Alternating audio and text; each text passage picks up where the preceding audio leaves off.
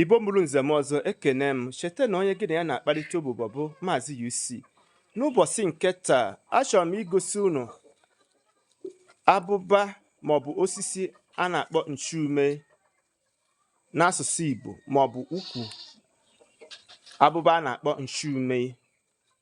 Unu na-anya akwụkwọ nji n'aka ihe ka a na-akpọ nchume maka ndị nwere external bleeding, ndị ọbara na-agba n'ime ahụ maọbụ ndị nwere ife mberede nke okporo ụzọ, so ọbara wee sụkọsịcha n'ime arụ.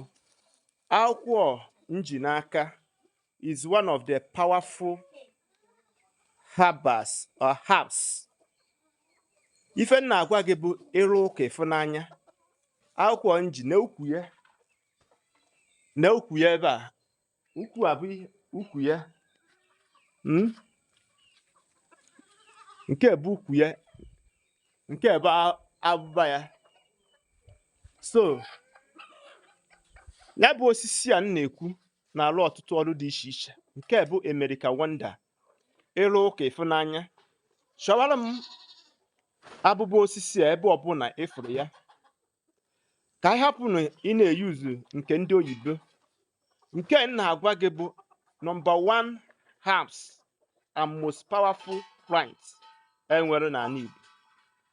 Ịma na anyị bụ ndị Igbo amaghị ife anyị nwere, mana ọ bụ na nkọwa na nchọpụta ka ndị Igbo ji esi wee mee gịnị wee dịkwa ebube. Eso na one of the living witness yuzuru akwụkwọ a, these herbs.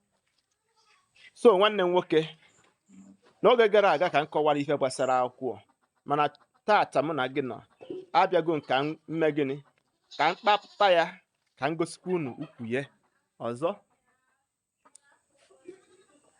Ọ bụrụ na ị chọrọ ịmata ife gbasara akwụkwọ maọbụ these herbs, kpọtụrụ m n'akara ekwentị m nwa. Ọ bụrụ na ị makwa ya mana ị maghị na ọ na-arụ ụdị ọrụ a, ka m kọwara gị ka ị esi wee mee gịnị yuzi ya.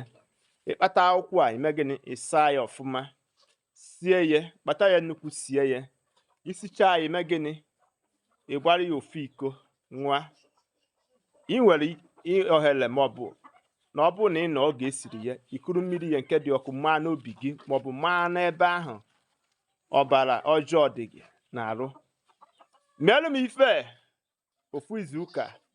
Ọ bụrụ na ọ rụrụ ọrụ, bịa n'iru akwụkwọ my page handle maọbụ ị nwere ike kwuo ya an open public, Maazi-UC, na ife nkọwarụ na mbụ onye okwu ha aha ama atụ egwu. Ife m na-ekwu bụ onye rụ ụka ọfụnanya. Ekenere m maka ọtụtụ nkụzi maka ife gbasara mgbọrọgwụ na ndị tinye n'uchu ọbara furu. Ife anyị na bụ nchọpụta ka anyị bịara, nkụzi ọdịbendị, maka na ọdịbendị na-arụzi ọrụ ike.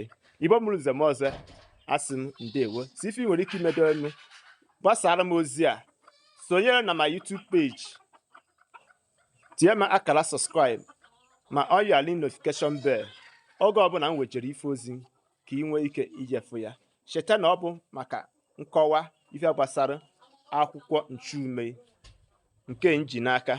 Gwa m ife ndị be unu na-akpọ ya n'asụsụ unu. Ọ gwụsịa ka ọ ha n'onu. Ụmụnne m, ndewonu.